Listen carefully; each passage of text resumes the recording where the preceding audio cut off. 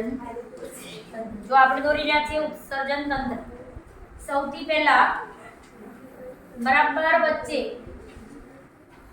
થોડી એક નાળી દોરીશું, એક્ઝેક્ટ એની પાછળ છે એટલે બીજી નાળીનો ટુકડો દોરશો તોય ચાલશે અને બંને નાળી દોરી દેશો તોય ચાલશે। બાજુમાં હું ટુકડો દોરું છું, હાલ આગળવાળી પેલી જે આખી દેખાય છે એને આમ કરીને આપણે પેલી ઝાડની બે ડાળી પાડતા હોય આમ કરીને છૂટી કરી દઈશું।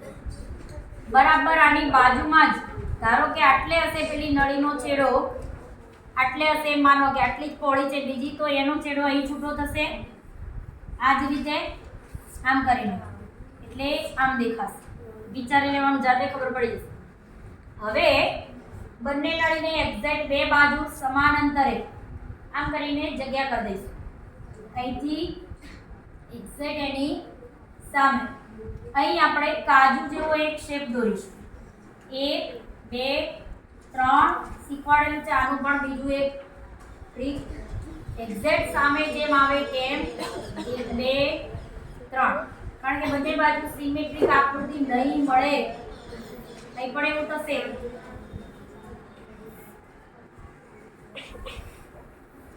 આવી બે બનાવી દઈશું, આની સાથે આ નળીને જોઈન્ટ કરી દઈશું।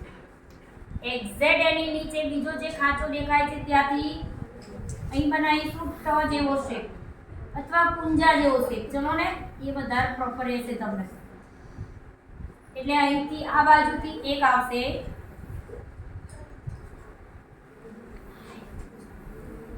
અને બંનેને અહીંયા ખુલે છે આ નળીઓ, એક્ઝેક્ટ અંદર રહે એ નળીઓ, એવી રીતે અહીંયા એક થેલીનો શેપ બનાવીશું જે છે મૂત્રાશય।